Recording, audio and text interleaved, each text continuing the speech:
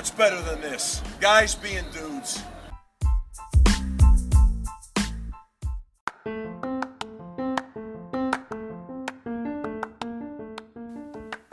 This podcast contains language and themes of an adult nature and is intended for a mature audience.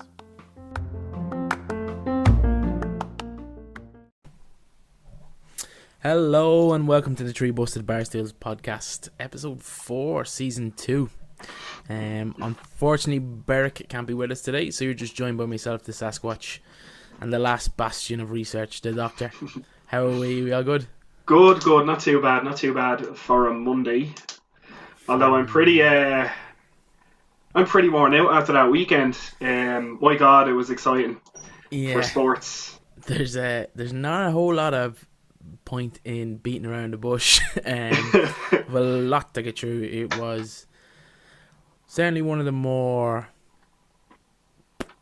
I suppose, action-packed weekends in sport, both on field, off the field.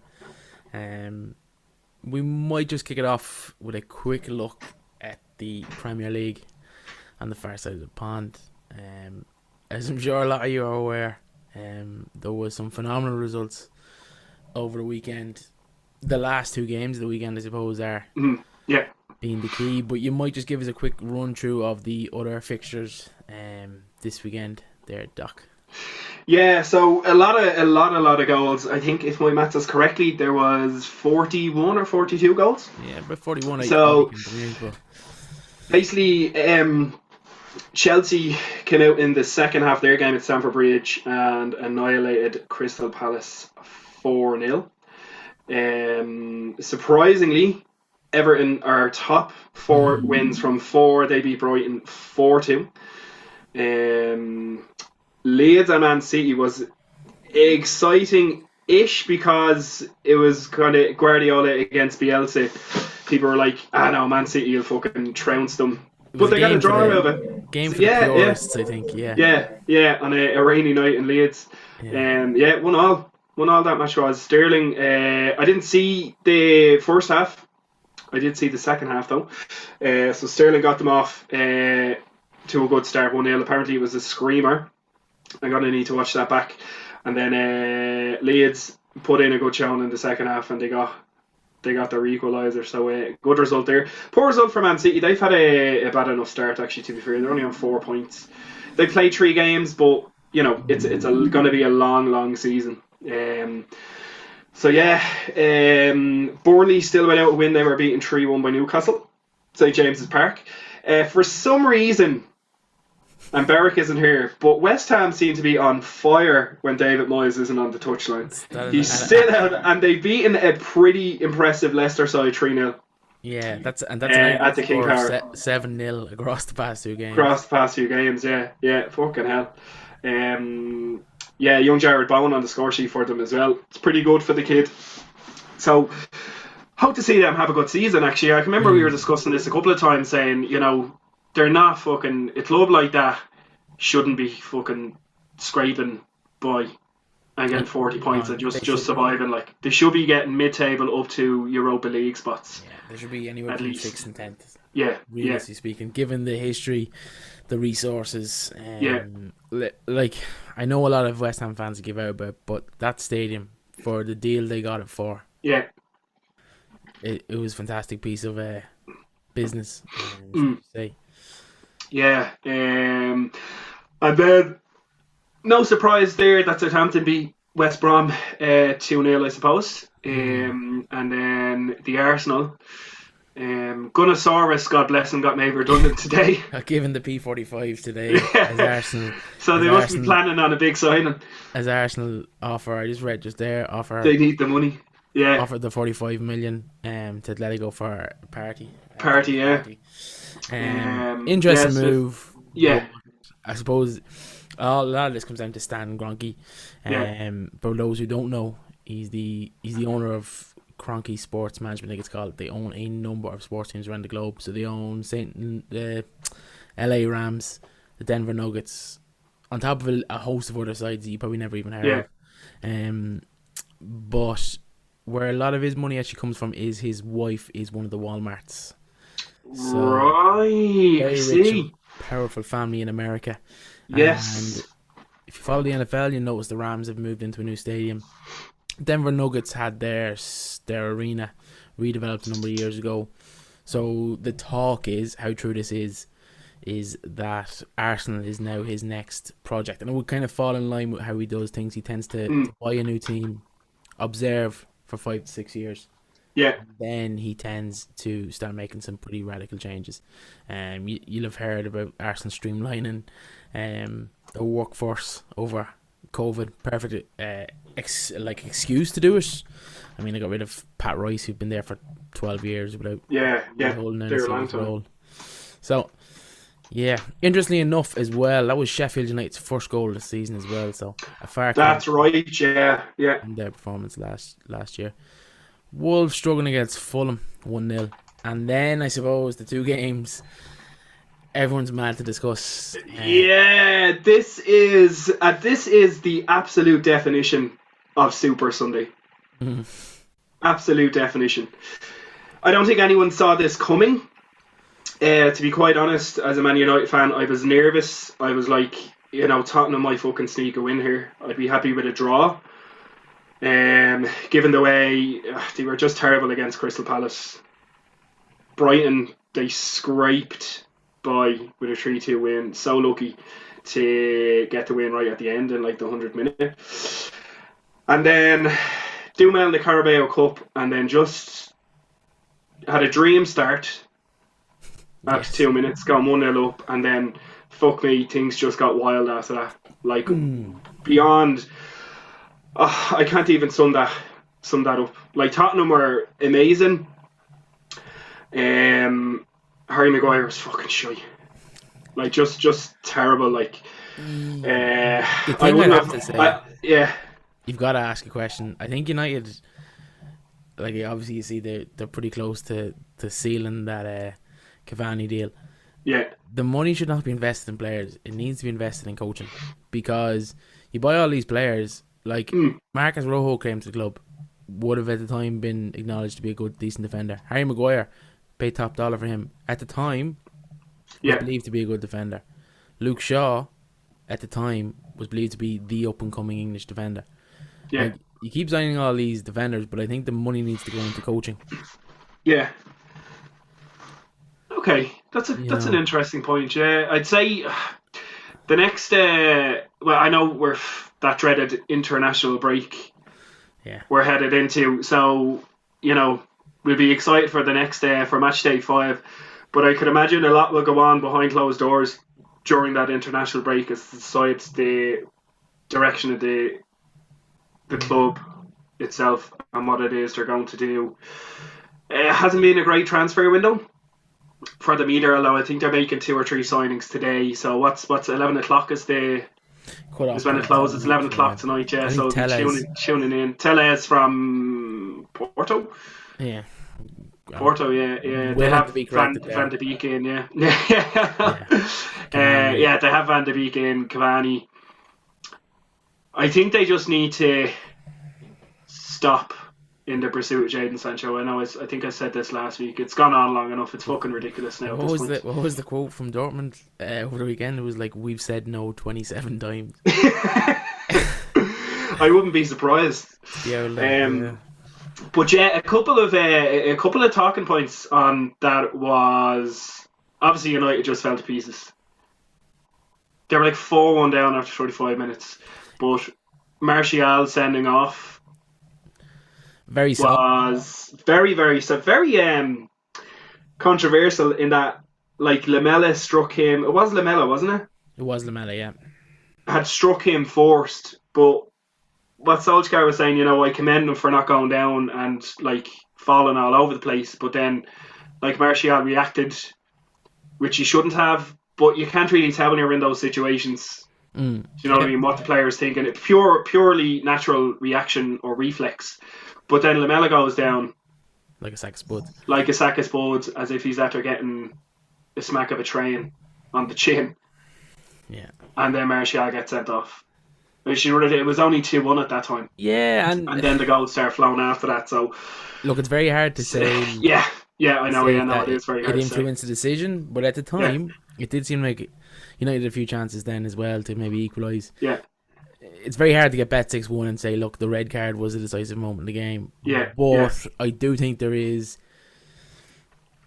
a little bit of truth in it, not a whole lot. I do think United probably, on the balance of play, would have been bet maybe 4-2 or yeah. maybe, They still could have been, yeah. Yeah, but that was really, really bad. I suppose at full time, Patrice Ever was ready. Yeah, Jesus, my heart went out for him. It was just awful to watch. Was about to hand in his notice, and then some things went down just a little bit north of Birmingham. The Earl Boy said this to me today, so I'm going to quote because it's quite good. He goes, "It's not every weekend United and Liverpool are at 6s and 7s." Very good, Mr. Bashford. Very good. Very dry. Anyway, yeah. So I mean, Villa Liverpool 7-2. Jesus, this one again. No one ever saw this coming. My word. Biggest defeat by a defending champion in Premier League history. Obviously down Sadio Mane, who had tested positive for COVID. Yeah. Day before, Alisson was injured as well. But my God, you would have expected Liverpool to have enough in the tank to see them off by a couple of goals. Yeah, even a draw there, but even the last 1-0, you'd say, fair enough, it's going to happen. But beaten 7-2, embarrassed, especially after. I know maybe they're not in the same ballpark just yet in terms of challenging for a title, but United would still, to this day, remain Liverpool's biggest rivals. Biggest rivalry. And to go out there after that result, United kind of really saved a couple of United fans from being on watch this week, I think. Fucking hell. Patrice Everton name one. Patrice Everton name one, yeah. My God, yeah. It's mad. It's mad. Like I was watching both of them, and then like the United match, it went to 4-1. I was like, I watched the whole thing. Like I sat there and I watched it, and I watched the post-match analysis, and I watched reaction from Luke Shaw and Solskjaer, and then watching that Villa-Liverpool match. Like Villa were 4-1 up at half time, and then it ends 7-2. But it was some fucking performance. Like, would people say Aston Villa were incredibly awesome, or would they say Liverpool were just shy? I think it's a combination. Both are a combination, yeah. Combination of Villa playing good football. Ollie Watkins looks like some footballer. Yeah. They've added Ross Barkley in there now, and I don't think it was all Ross Barkley, but I do think they've a solid manager. They've added some pieces. Liverpool, there's no doubt about Liverpool were off the boil, but it doesn't discredit Aston Villa from an awesome performance, to be fair. One that will I suppose not cheer up is the wrong time to look for, but it will hearten a lot of Aston Villa fans for the season ahead, because this season, outside of any other season, you're going to have games, you're going to be missing players because of COVID, because of injury, because of suspension. It's going to be a long, hard season, and we haven't really hit, I suppose, the peak, I don't think, of COVID, and we haven't hit the peak of the winter, so performance like that will keep Villa fans warm all winter. Exactly. It was some performance. All right. I mean, some of the chances that they had that they missed. I mean, that could have easily been 9 or 10. Could have easily been 9 or 10 too. I think at one stage, Grealish was well in on goal. Ross Barkley was well in on goal, and I think it was the goalkeeper again, Adrian, yeah. I think he saved both of them with his feet.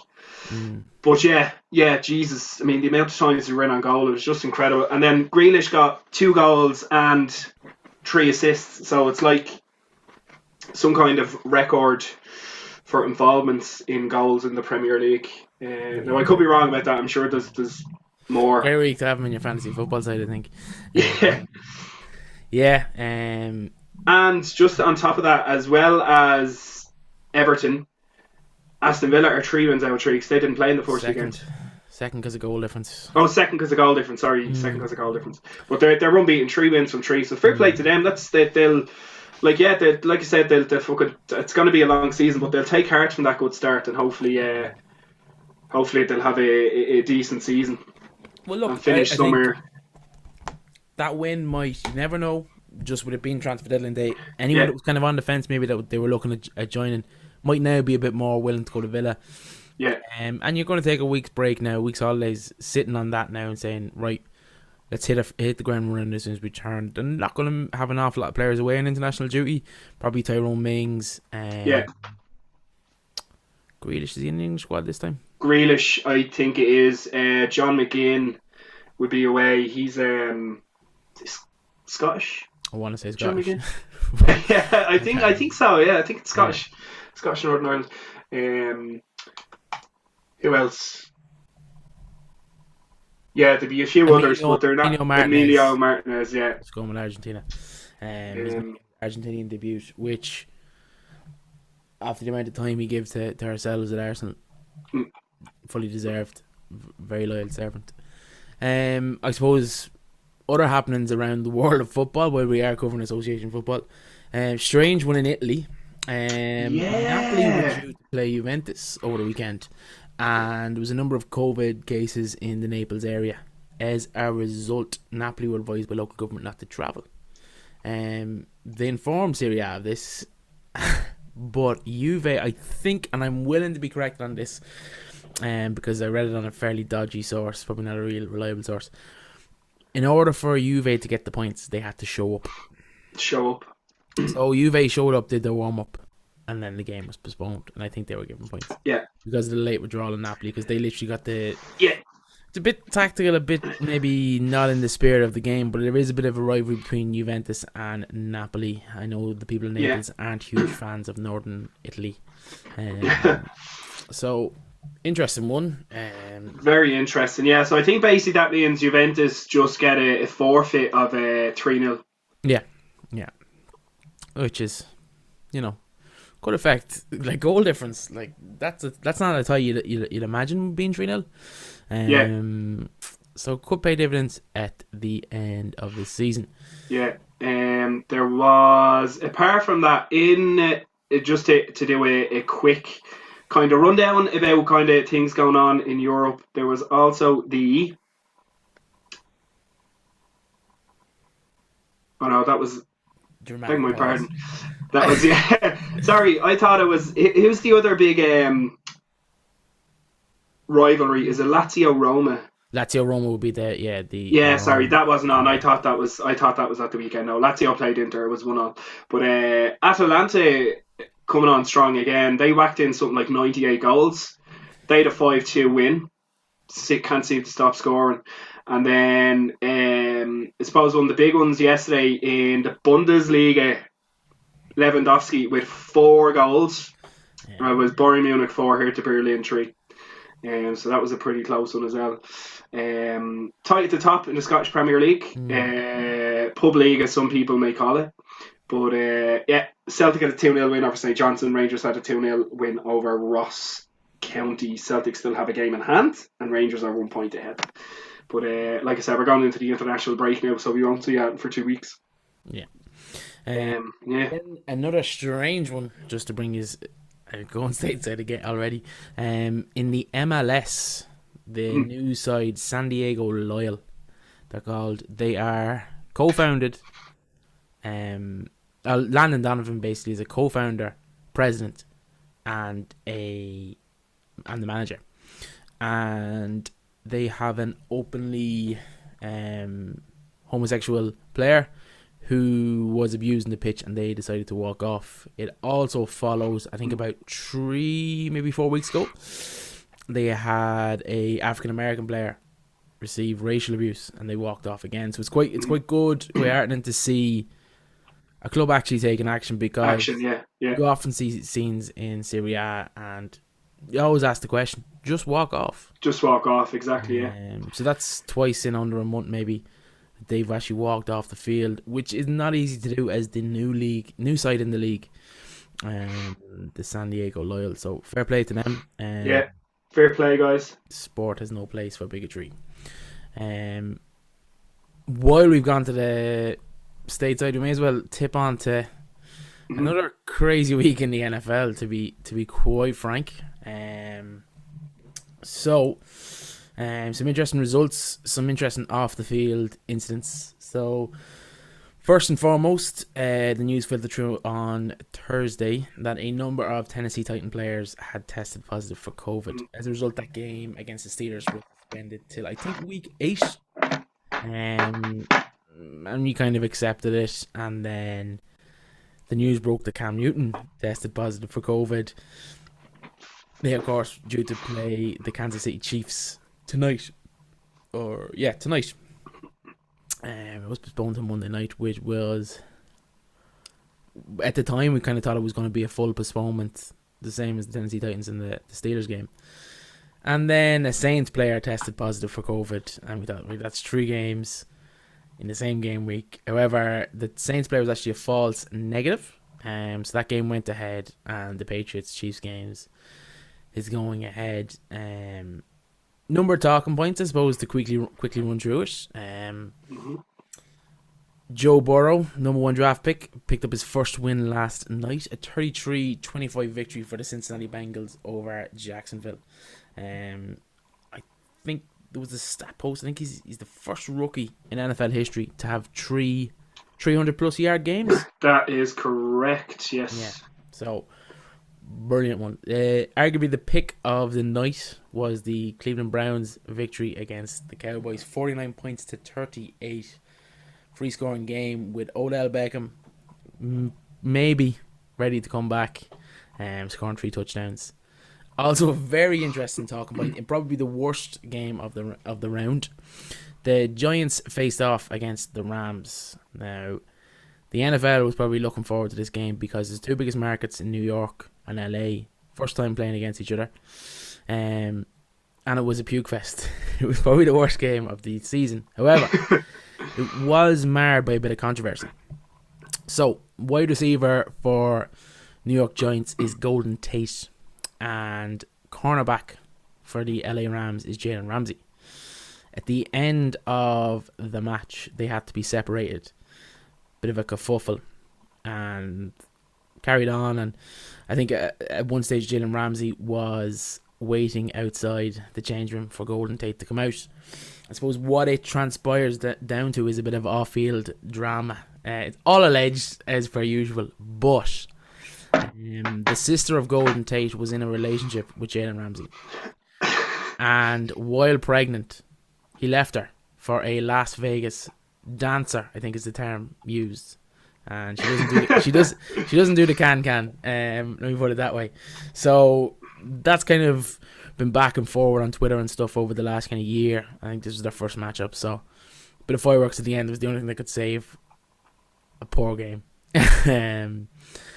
Other than that, I suppose the Seahawks Ravens still unbeaten. Seahawks picking up the win there against the Miami Dolphins. Coached by Flores, they're improving kind of every week. They're kind of improving slowly. There's a huge rebuild going on then in Miami, and hopefully they'll be back to some semblance of high function in the coming years. Outside of that, Colts Bears, terrible game. Vikings won their first game of the season. Victory over the Texans, who now dropped to 0-4. And the pride of the NFC East, the big bad green, Philadelphia Eagles beat the San Francisco 49ers to go top of the NFC East with their first win of the season in what is possibly the worst division in professional American football. Other than that, 2 games tonight. As I said, you've got the New England Patriots and the Kansas City Chiefs, and you have the Green Bay Packers and Atlanta Falcons. No doubt that'll be an interesting matchup given how poor the Atlanta Falcons have been this year, with the number of come from behind defeats they've suffered. Anything to add on that, Doctor? I'll be sure to watch into those matches tonight and get my knowledge up and going, so I can actually have some input when this conversation starts going on the podcast. Getting a bit better. Getting a bit better at it. Yeah. By the time we get to season 5, you'll really be rolling. Season 5 due for release 2022. Yeah, jeez, that's soon. Anyway, we've covered the EPL, we've covered the NFL. We shall return shortly after a quick word from our sponsors.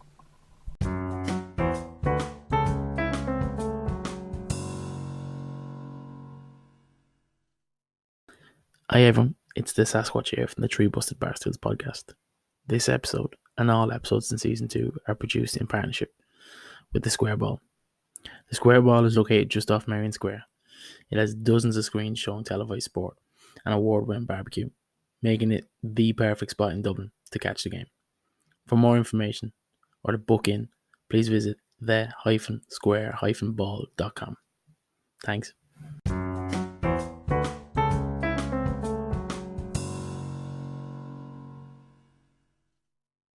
Hello and welcome back to the second part of the Busted Barstools. I suppose we've covered the EPL, we've covered the NFL. So we're going to take it a lot closer to home and we're going to touch base on the GAA, the club championship at the minute, and then a look ahead to what we hope will be an intercounty championship starting October 17th. It's quite up in the air this moment in time. I think the government had lobbied moving the whole country to stage 5 in their roadmap for dealing with COVID. Now seems that they'll actually switch it back to phase 3. At which stage today the GAA suspended all further club fixtures. The conspiracy theorist inside of me says this was the last ditch attempt to try and save the intercounty championship, and as a result, corporate sponsorship. Quite interesting. But yeah, we will get to the number of, I suppose, county finals that were on this weekend with a quick recap. But some of our more eagle-eyed social media followers will have noticed we have recently launched a fan giveaway competition. So effectively, effectively what we're doing is we are offering a £60 sterling voucher to a company called usasports.co.uk. So if you're an NFL fan, an NBA fan, a Major League Baseball fan, or an ice hockey fan, there is plenty of jerseys, hats, caps, gear, apparel that you can spend that money on. But basically what we're asking you to do, there's a post on Instagram, or even if you go to my Twitter, the Sasquatch Group, literally just share the post and send us in a fan question. If you're looking to send a fan question, you'll find it in the description wherever you find the podcast, or in the bio on our social media channels. So to kick us off, and the first name in the hat for the competition, it's a gentleman by the name of Cormac. I have a final question there for the doctor, the Bundesliga expert. He'll be a massive RB Leipzig fan very soon. We can wear our jerseys together. How does he reckon that the Dubs will get on this year in the football? Obviously, will it be odd? It will be odd watching them behind closed doors. But is he looking forward to watching Dubs on TV at Croker? And who does he reckon is Dublin's best bet for Player of the Year this year? Thank you very much for your question. I haven't made my mind up about ordering a Leipzig jersey or not, but I appreciate your comments on that one. I'm looking forward to the championship. Obviously, it's going to be incredibly different watching it from behind closed doors, given that it's going to go on into the winter. It's going to be odd watching championship football under lights as well. All-Ireland finals for the 19th of December, I think. Willing to be corrected on that, but I think it's due because the week before Christmas, and then the hurling I think is the week or the 2 weeks prior to that. It's fairly different because you have a lot of, like, Jim is gone, so Desi's in charge now. You have a lot of big names that would have stepped aside. Dermot Connolly announced that last week. He was retiring from. Oh, that's Graham Gary. Hey, you. Look, there's a lot of parallels. Saying that in Marino. There's a lot of parallels, if you think about it. Two immensely gifted footballers on the field with issues off the park. True.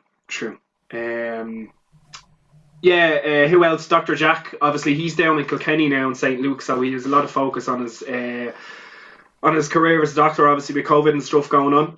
To quote Anchorman, going into the family business.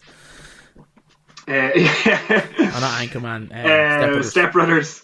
Yeah. So there's a good few players that weren't there anymore, but it gives opportunity to a couple of the younger lads coming up through the ranks as well. I reckon they'll get on quite well. I reckon it'll be another All Ireland. There could be 6 in a row. I think they still have that strength and depth there, even with new people coming in. I think they do have that strength and depth there. They still have that willingness, and I think that although Desi would like to put his own stamp on it, that Jim Gavin philosophy will still be there. Yeah, I think the culture. I think they still have enough. The culture, they still, culture still stands. Yeah, exactly. Yeah. As for strong bet for Dublin player being player of the year, I would say I'd have 3 names in mind. I'd say Paul Mannion, Conor Callahan, and James McCarthy. Yeah, hard to argue as a Meath fan. I'm delighted he didn't ask the question who would we put down for player of the year, because there's another 31 counties there who'll all be chomping at the bit. Exactly. I don't know if they can do 6 in a row. If they do, it's an incredible achievement given the turnover, the change in coaching staff, the fatigue of the 5 in a row. Yeah. And then this crazy year that is a COVID affected season. Yeah, Jesus. I'd say just on that, I'd say for footballer of the year, outside of those Dublin lads that I mentioned, I'd say young David Clifford would be a good show for it as well, if I'm taking a non-Dublin view of it, because he seems to be having a really good year. He's an exceptional footballer. He's an exceptional footballer as well, yeah. Himself or probably McShane from Tyrone, now that he's not. Cathal McShane. He's not going stateside. He's not going down under. Because of COVID, he was supposed to go. Yeah, and I think there's a few lads coming home as well. Isn't McKenna? What's his? Conor McKenna? I think. Remember the one who was treated very badly. Yeah.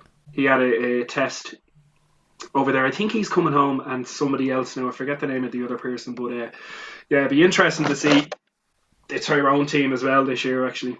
But yeah, a lot to look forward to on the home front. Okay, so that's our first name in the hat for the fan giveaway. The next fan to be thrown into the hat. We're just starting with 2 tonight. For all of our fans out there, there's 2 more opportunities, episode 5 and episode 6. So make sure you share the post and get that question in there, because at the minute we've got Cormac and cousin Steve. So they've got a 50-50 chance of winning that voucher. How's it going, lads? Steve here. Just want to know what you think about the GAA split season. It's worked out kind of well for them in the sense that, you know, county are getting their fair share of the players and the clubs are getting their fair share of the players. So is it something that you think they'll pick up going forward and do for the next few seasons and see how it goes? Yeah. Love the show, lads. Cheers. We seem to have a lot of fans called Steve. Yeah, they all seem to be the same family. That gentleman seems to be a Dublin fan for the last week of September. I don't know how things are handled in Dublin, but I know me, like we play the first 2 rounds of the championship, take a break for the Intercounty Championship, and then return. So it is slightly different this year with playing club first and now looking to make a move on the Intercounty. Probably poor strategically thinking. on the GA's behalf, but maybe not. Maybe poor is a bit harsh. But I suppose, given what we're facing into now, the winter, which we all kind of knew was going to be the hard bit of COVID. The hard bit, yeah. To leave their main product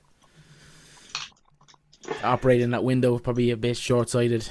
But then look, like everyone, like every aspect of society, not just on these shores, but further afield, you're just reacting to guidelines and reacting to change as best you can. Yeah.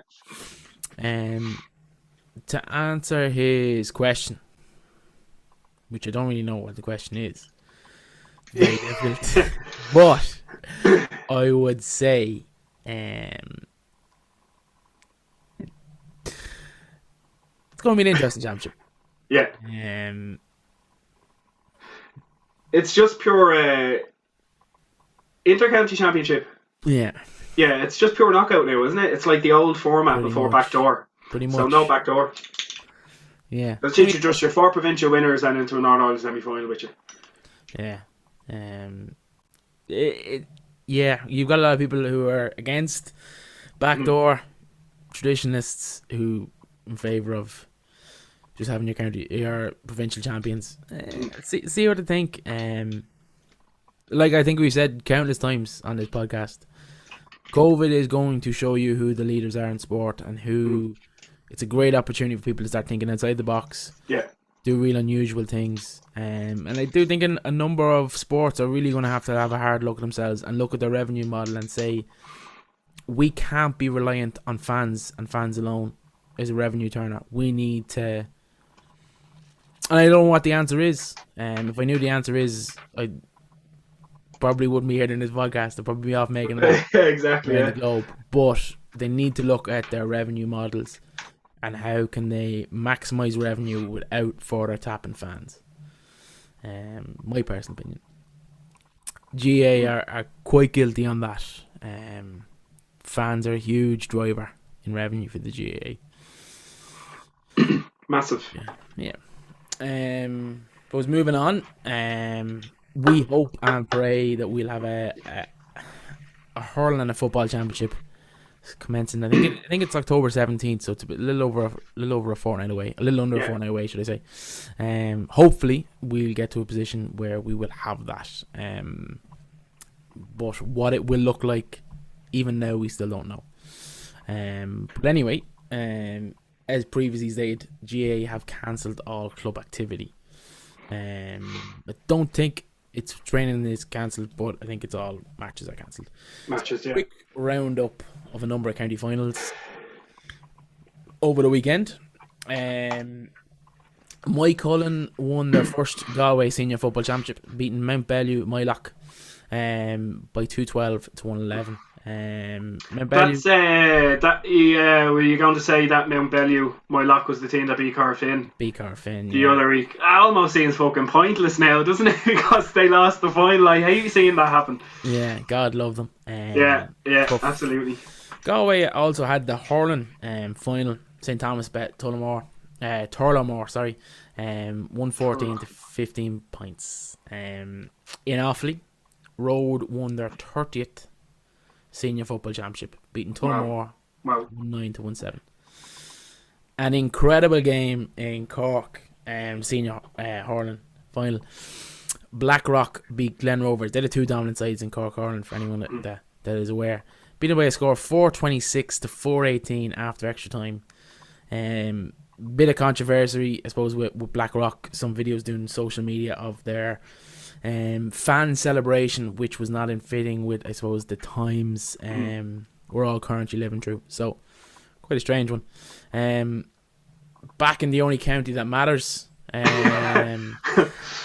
Gael Column Kill the Kells Base Club got to their first senior football final since 1991. Sadly, for them, they were beaten by Ratoath by smallest of margins, 113 to 114. A goal by, I think it was Joey Wallace. Pretty much last play of the game, 7 minutes into extra time. Heartbreaking for them. In the intermediate, I'm going to go through all the levels. In the intermediate, Trim were bet again. Second year in a row they've been beaten in the intermediate final. Ballinlabrackie got senior for the first time. And in the junior A final, you also Beliver would have beaten St. Vincent's comfortably enough, I think, in the end. Not fully aware of the score. And then a little shout out to the Premier 5, or what is it, Junior Z champions, Sidon, who had victory over Ratoath. And then finally, in the Derry Senior Football Club, probably the most impressive club in the country, if I'm very honest. Loughnell, Benmara Felt, 11 points to 1-4. The size of the population that's Loughnell have as a draw, and the results they churn out both on the football field, the hurling field, and the camogie pitch. It's phenomenal. They've won another senior Derry championship. Fair play to you all. Yeah, great to see. They're a great club, a great inspiration to any small club around the country. Of what is possible. Moving on, I suppose we'll do a bit of a quick recap of what's going on around the globe, I suppose. Anything you've noticed over the weekend, or any? Anything I've noticed? Not really as such. I suppose the two that would have stuck out would be the incident in San Diego, which we've covered, and Napoli, which we've covered as well. But there was something I seen actually on social media. Was it today? And you know the way all these kind of little stories come out after years. And one of them was like, remember I mentioned Dermot Desmond tried to bring Alex Ferguson to Celtic when he was a shareholder at United, and then he was saying, oh well, if I am going, it's going to be Corbs, David O'Leary or Martin O'Neill that takes over for me. There was Arsene Wenger has come out and said that Man United did approach him for the Man United job, but he won't say when it was. So it's a bit of mystery surrounding that one now. Would it have been when Ferguson said he was leaving in 2013? Was it when Ferguson said he was going to leave after 99 and his wife convinced him to stay on? We don't know because he won't tell us. Any more insight into that, or international man of mystery? Yeah, exactly. Yeah. Speaking of Arsenal, it's actually meant to be. I'm not 100% sure what. I did kind of glimpse an article. I didn't read an article. He's meant to be making waves within FIFA. I think it's around kind of youth coaching structures and stuff like that. Yeah. Perfect man for the job there. Yeah. I suppose for myself, other happenings around the world. When I say the world, it's a very narrow world. It's my world. Only a few sports I tend to cover. But NBA Finals Game 3 was last night. Miami Heat were 2-0 down. Came back, recorded a 115-point victory. Not 115-point victory. 115 to 104 victory over the Lakers. Jimmy Butler playing with a bunch of toys and a bunch of beaten up players, dropped 40 points, 11 rebounds, 13 assists to claw them back into the championship. Now I still do think, and I think Berric would have touched on it, pretty much a good call. I think probably be a gentleman's sweep 4-1, but you've got to admire Jimmy Butler's desire to pull them back into that contest. Elsewhere, as I didn't actually. Sorry. Was this the game where LeBron walked off 10 seconds before the final whistle? No, I read that somewhere last night. I only seen the result last night. I haven't really had a chance to go back and watch it. Had watched the previous two games.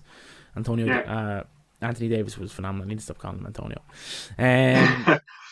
Down under in the Australian Rugby League, the NRL, as you know, the final started. Well, you might know, but I keep ramming down your throat, so it's gonna go in one of these days. Panthers finished top, beat defending champions Roosters, narrow margin there. Canberra Raiders beat the Cronulla Sharks to eliminate the Sharks. Storm defeated the Eels. The Storm now get the bye, and the Eels head back into the elimination final. And the Rabbitohs, the side owned by Russell Crowe, defeated the Knights. Interesting story. I don't know if you've heard this about Sam Burgess. No. Former South Sydney player, would have also played rugby union for England.